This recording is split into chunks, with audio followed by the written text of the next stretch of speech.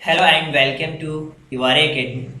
आई am Rahul और आज के इस कंप्लीट वीडियो लेक्चर में हम डिस्कस करेंगे एक्सरसाइज 3.5 के बारे में। तो देखते हैं क्वेश्चन नंबर फर्स्ट, जो कि क्लास सिक्स की एनसीईआरटी का सॉल्यूशन है। देखिए, स्टेटमेंट हमें बताना है कि कौन सा स्टेटमेंट सही है या फिर कौन सा स्टेटमेंट गलत है, ये हमें बताना है। तो सबसे पहले स्टेटमेंट को हमें ध्यान से पढ़ना होगा, फिर उसके बाद ही हम बता पाएंगे कि क्वेश्चन हमारा सही है या फिर गलत है। If a number divisible by three it must be divisible by nine. अगर कोई नंबर थ्री से डिविजिबल है तो क्या वो नंबर नाइन से भी डिविजिबल होगा क्या? बिल्कुल भी, ऐसा बिल्कुल भी नहीं है, क्योंकि सिक्स जो नंबर है वो थ्री से तो डिविजिबल है बट नाइन से डिविजिबल नहीं है। तो हम कह सकते हैं फॉल्स। ये जो स्टेटमेंट है हमारी कंप्लीटली गलत है। लेकिन अगर कोई नंबर नाइन से डिविजिबल है तो वो नंबर थ्री से डिविजिबल होगा, बिल्कुल होगा, क्योंकि नाइन में देखिए एटीन जो है वो नाइन से डिविजिबल है, तो ये नंबर थ्री से भी डिविजिबल होगा। क्यों? क्योंकि नाइन का फैक्टर ही तो है थ्री। तो ये स्टेटमेंट हमारा सही है। If a number is divisible by eighteen it must be divisible by three and six. ये भी हमारा जो स्टेटमेंट है वो सही है। ये इसलिए पॉसिबल है क्योंकि 18 के बारे में बात की जा रही है और 18 के फैक्टर ही होते हैं, थ्री भी होता है, सिक्स भी होता है। If a number divisible bye 9 and 10 it must be divisible bye 90। Yes, ये स्टेटमेंट भी हमारा सही है। इसलिए सही है क्योंकि अगर 90 के बारे में बात करें तो 90 में देखिए 9 इंटू 10 करेंगे तो 90 हो जाएगा, यानी ये नंबर 9 से भी डिविजिबल होगा और 10 से भी डिविजिबल होगा। क्वेश्चन नंबर ई के बारे में अगर बात करें तो दिया हुआ है if two numbers are coprime. अगर दो नंबर कोप्राइम है तो one must be a prime. उनमें से एक हमारा प्राइम होना चाहिए क्या? ये ऐसी कंडीशन है क्या? बिल्कुल भी ऐसा नहीं है, ये स्टेटमेंट हमारा गलत है। क्योंकि को प्राइम के बीच में केवल एक ही कॉमन फैक्टर होता है और ऐसा जरूरी नहीं है कि ऐसा हो नंबर। जैसे मान लीजिए कि मैंने ले लिया सिक्स और एक ले लिया मैंने सेवन, इनके बीच में ये नंबर हमारे को प्राइम नंबर कहलाएंगे। सॉरी, ये नंबर हमारे को प्राइम कहलाएंगे क्योंकि इनके बीच में कोई कॉमन फैक्टर है नहीं, केवल वन है। तो ये स्टेटमेंट गलत है क्योंकि जरूरी नहीं है कि वो नंबर प्राइम हो। ये हमारा नंबर प्राइम नहीं है six. All numbers which are divisible by four must also divisible by eight. अगर कोई नंबर फोर से डिविजिबल है तो क्या वो नंबर हमारा एट से भी डिविजिबल होगा क्या? ये फॉल्स स्टेटमेंट है। क्योंकि अगर हम एट के बारे में बात करें तो एट तो एट से डिविजिबल है। Which number is divisible by eight? जैसे मान लीजिए कि हम बात कर लें ट्वेल्व के बारे में, तो ट्वेल्व फोर से तो डिविजिबल है बट एट से डिविजिबल नहीं है। तो ये स्टेटमेंट हमारा गलत है। All numbers which are divisible by eight must also be divisible by four. अगर कोई नंबर हमारा एट से डिविजिबल है तो क्या वो नंबर फोर से डिविजिबल होगा? यस, ये स्टेटमेंट हमारी सही है, वो नंबर हमारा फोर से भी डिविजिबल होगा। एच के बारे में बात करते हैं। If a number is exactly divides two number separately. और इसके अलावा दिया गया है कि it must be exactly divisible divide their sum. क्या ये जरूरी है कि उनके सम का भी वो नंबर डिविजिबल होगा? ये स्टेटमेंट बिल्कुल सही है। जो एच वाला स्टेटमेंट है वो बिल्कुल ट्रू है। If a number exactly divisible by two of sum of two numbers it must be exactly divide the two number separately. नहीं, ये स्टेटमेंट हमारा गलत है, ऐसा नहीं हो सकता, यह फॉल्स है। तो ये फॉल्स और ट्रू का मैंने कॉन्सेप्ट आपको बता दिया है। अब मैं आगे बढ़ता हूँ और आपको कुछ और चीज़ों के बारे में बताता हूँ। यहाँ पे जो मिसिंग नंबर है उनको हमें फाइंड आउट करके बताना है कि क्या होगा, और यहाँ पे भी देखिए क्वेश्चन मार्क लगा हुआ है, यानी कि यहाँ पे मिसिंग नंबर हमें फाइंड आउट करना है।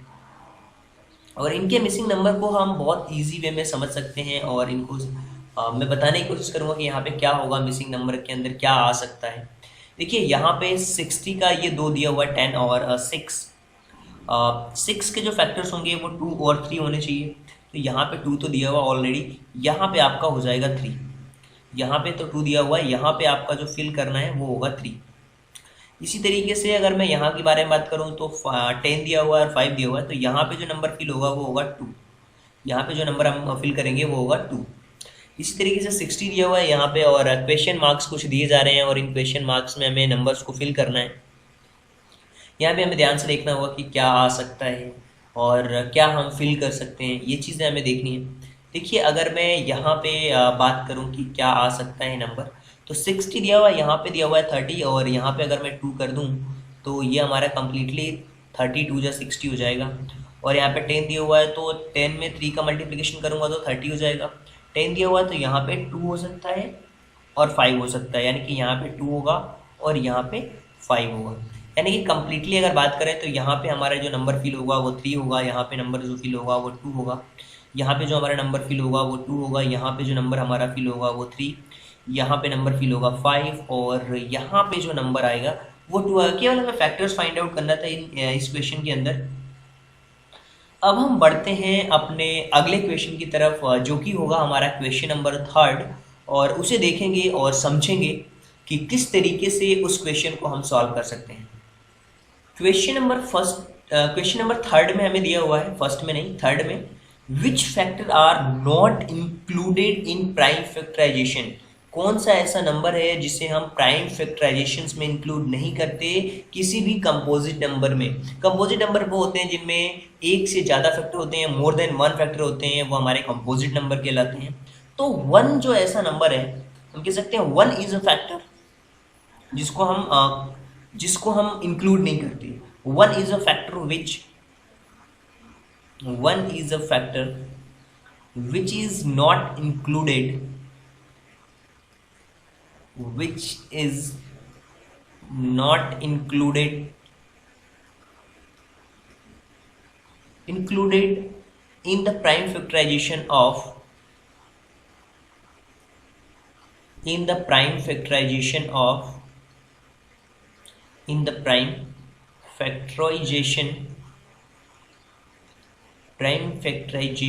of a composite number।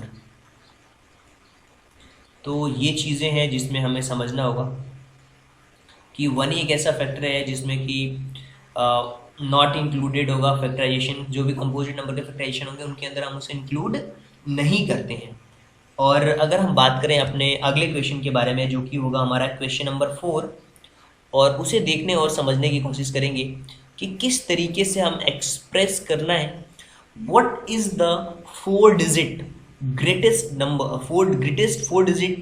four digit number and express it the terms of its prime factor।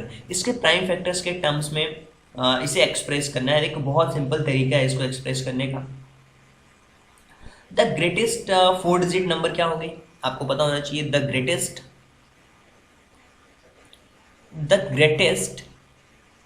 4 digit number की अगर मैं बात करूं तो जो हमारा ग्रेटेस्ट 4 डिजिट नंबर होगा वो होने वाला हमारा 9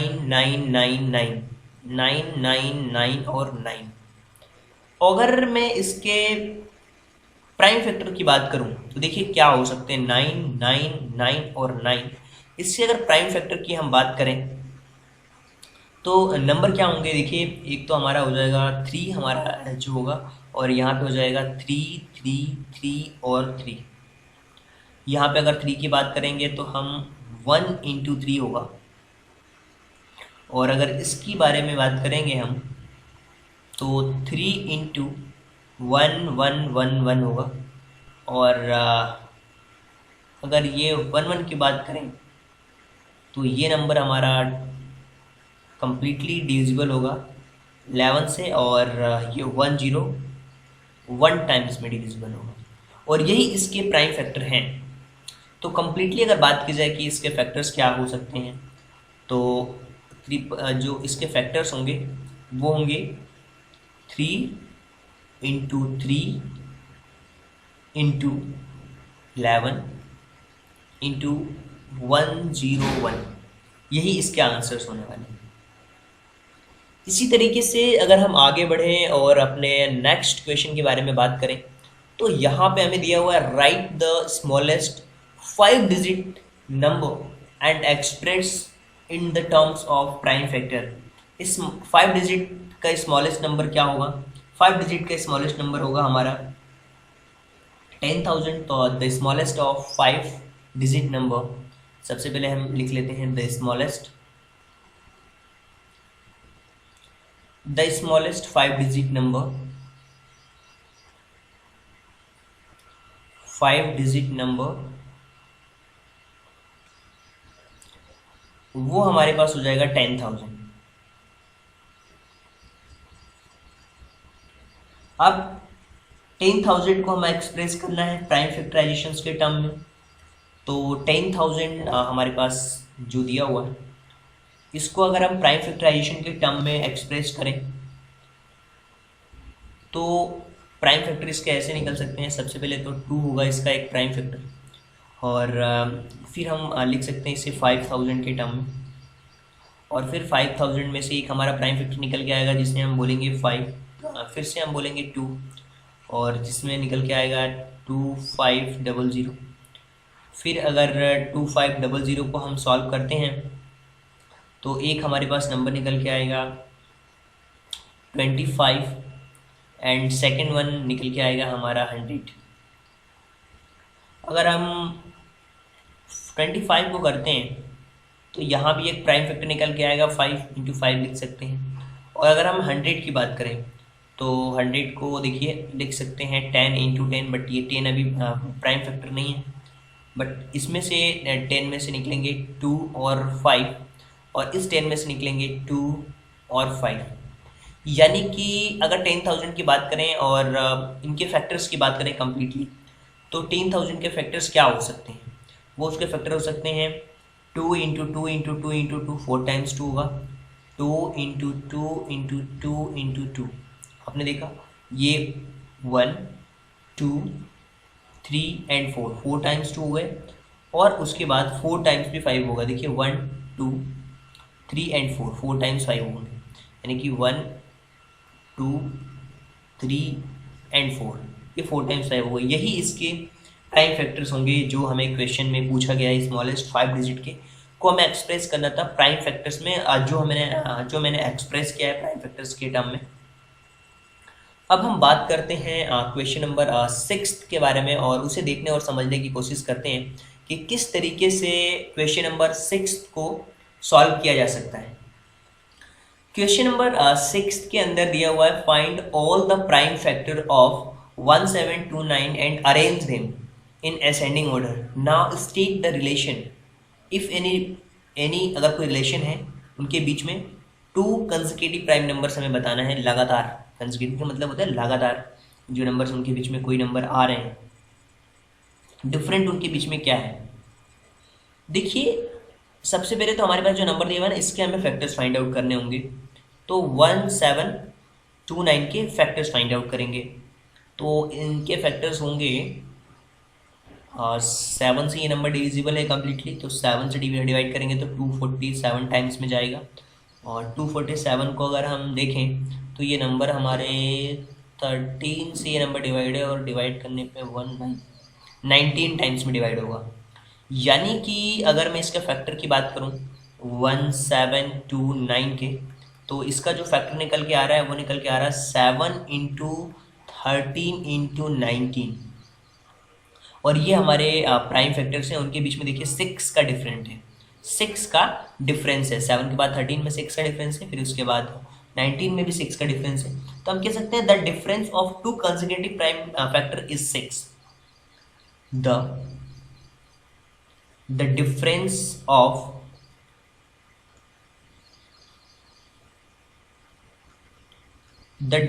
ऑफ टू consecutive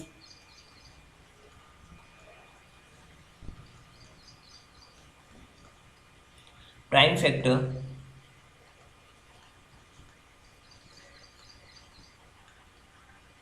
is 6। इनके बीच में जो प्राइम फैक्टर है वो 6 होगा, जो इनके बीच का डिफरेंस है वो 6 है। अब हम बात करते हैं अपने अगले क्वेश्चन के बारे में, जो कि हमारा क्वेश्चन नंबर 7 है। The product of 3 consecutive number is always divisible by 6। Verify the statement and help of some examples. इस एग्जाम्पल को वेरीफाई करना है हमें एग्जाम्पल्स के थ्रू। देखिए पहला एग्जाम्पल तो ये हो सकता है, कंसेक्यूटिव नंबर्स के बारे में बात किया गया है। जो कि 6 से डिविजिबल होंगे। तो अगर मैं 2, 3 और 4 के बारे में बात करूँ तो इनका जो मल्टीपल होगा वो हमारा हो जाएगा 24। तो आप देख पा रहे हैं 24 6 से डिविजिबल है और ये लगातार नंबर आ रहे हैं, 2, 3 और 4 कंसेक्यूटिव नंबर्स हैं। इसी तरीके से दूसरे एग्जांपल्स के बारे में अगर बात करें तो आप लिख सकते हैं 4, 5 एंड 6। तो वो नंबर भी हमारा 6 से डिविजिबल होगा 120। और आप चाहें तो और भी नंबर्स के एग्जांपल्स ले सकते हैं। तो ये 2 एग्जांपल्स मैंने दिए हैं। तो product must be multiple of 6, ये मल्टीपल जो प्रोडक्ट होंगे वो 6 के मल्टीपल्स भी होंगे।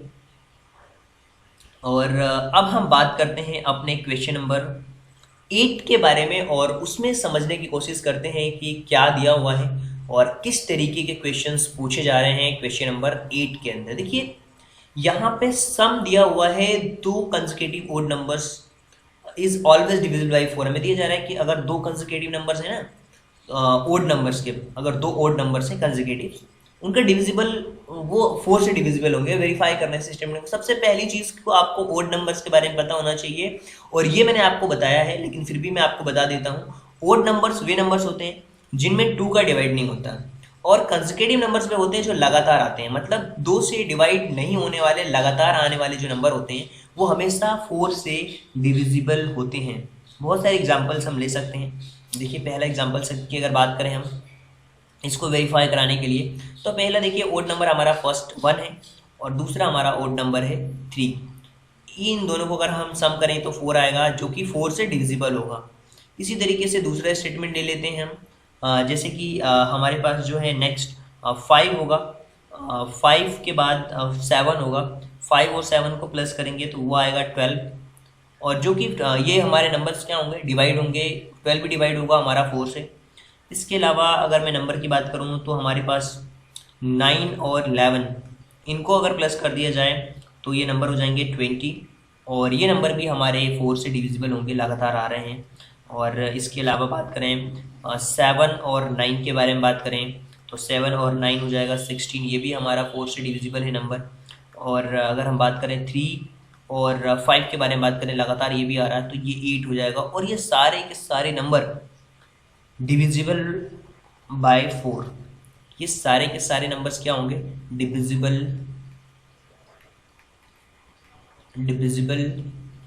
बाय 4। आप देख पा रहे हैं सारे के सारे नंबर 4 से डिविजिबल हो रहे हैं, कंडीशंस इनकी फुलफिल हो रही है और यही चीज़ हमें स्टेटमेंट के थ्रू बताने की।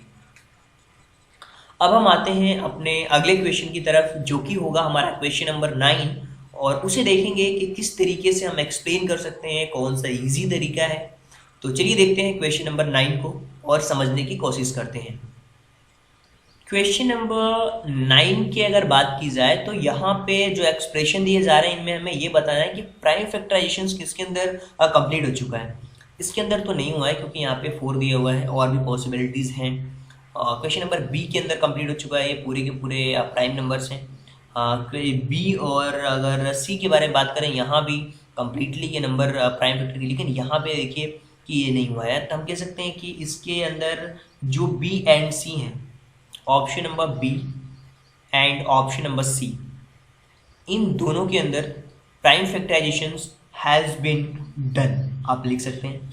और अगर हम बात करें क्वेश्चन नंबर 10 के बारे में, तो क्वेश्चन नंबर 10 भी बहुत इंटरेस्टिंग क्वेश्चन है और यहाँ पे हमें डिटरमाइन करना है 25110 इज डिविजिबल बाय 45। अब ये इसको 45 से डिविजिबल है या नहीं है, ये चीज़ हमें बतानी है। देखिए अगर हम 45 के फैक्टर्स की बात करें तो 45 का फैक्टर होता है हमारा 5 × 9। अब 5 और 9 यानी ये नंबर 5 से डिविजिबल होना चाहिए और 9 से डिविजिबल होना चाहिए। तो नंबर हमारा दिया हुआ है 25110। क्या ये नंबर 5 से डिविजिबल है? 5 से डिविजिबल होने की कंडीशन ये है कि इसके यूनिट डिजिट पे 0 या 5 होना चाहिए, तो ये नंबर हमारा 5 से डिविजिबल होगा। तो यस, ये नंबर हमारा 5 से डिविजिबल है। अगर हम 9 से चेकआउट करें कि ये नंबर हमारा 9 से डिविजिबल है या नहीं है, तो 9 से डिविजिबल की एक कंडीशन ये होती है कि इनके सम को हम प्लस करके देखते हैं। तो इनकी अगर सम को हम प्लस करके देखें तो हमारे पास रिजल्ट्स मिल रहा है 2 और 5 7, 7 और ये 1 8 और ये 9 आ रहा है। तो 9 जो नंबर है ना वो 9 से डिविजिबल है, यानी कि ये नंबर भी 9 से क्या होगा, डिविजिबल होगा। तो हम कह सकते हैं कि ये नंबर हमारा 9 से डिविजिबल है। अगर ये नंबर 9 से डिविजिबल है तो वो हमारा नंबर 9 और 5 दोनों से डिविजिबल है। तो ये जो नंबर है ना 25110, it also be divisible bye 45। Number must be divisible bye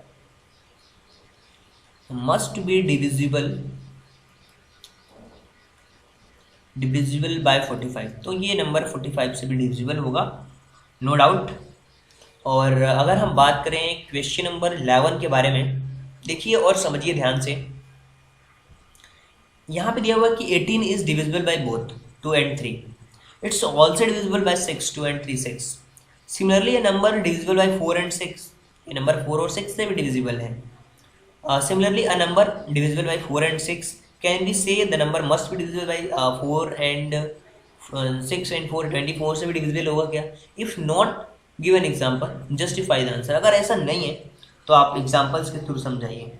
देखिए यहाँ पे तो ऐसा नहीं है, बिल्कुल नहीं है। क्यों? देखिए मैं एक एग्जाम्पल से समझाता हूँ।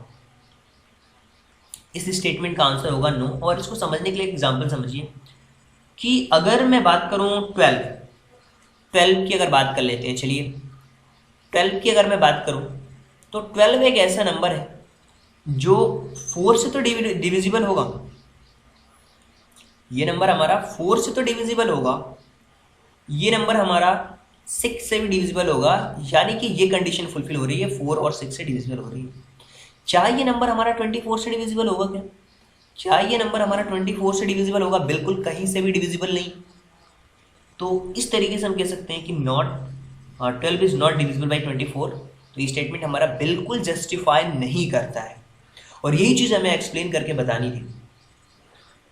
अब हम बात करते हैं अपने नेक्स्ट क्वेश्चन के बारे में, और इस क्वेश्चन के अंदर हमें बताना है जो कि हमारा क्वेश्चन नंबर 12 है। I am a smallest number having 4 different prime factors.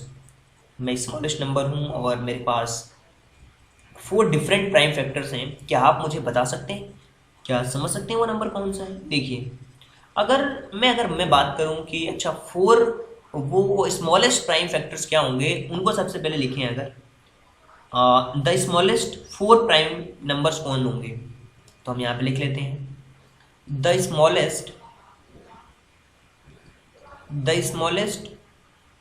4 prime numbers वो कौन से होंगे हमारे पास? देखिए वो नंबर्स होंगे हमारे पास 2, 3, 5 और 7। ये छोटे वो प्राइम नंबर हैं जो ये हैं 2, 3, 5, 7 की बात करें तो अगर इनको हम मल्टीप्लाई कर दें तो हमें नंबर मिल जाएगा। तो जो जिस नंबर की हमें रिक्वायर्ड है तो हम लिख सकते हैं रिक्वायर्ड नंबर क्या हो सकता है? 2 × 3 × 5 × 7। 7 5 = 35। देखिए 5 और 2 हो जाएगा 10, और 10 में 7 3 = 21। 10 में 21 का मल्टीप्लिकेशन करेंगे तो 210 होगा। यानी कि वो नंबर 210 है जिसके पास 4 स्मॉलेस्ट प्राइम नंबर्स हैं। तो आई होप कि ये कंप्लीट एक्सरसाइज जिसके अंदर हमने डिस्कस किया इन कंप्लीट क्वेश्चंस को, आई होप कि आप सभी लोग इससे समझ पाए होंगे, जिसके अंदर हमने एक्सरसाइज 3.5 के बारे में डिस्कस किया। Thank you so much, thanks for giving a precious time at the last. God bless you, thank you so much. अगर आपको फिर भी लगता है कि कोई डाउट है तो आप अपने कमेंट बॉक्स में क्वेश्चन पूछ सकते हैं, अपने डाउट्स क्लियर कर सकते हैं। Thank you so much, thanks for giving a time, thank you so much.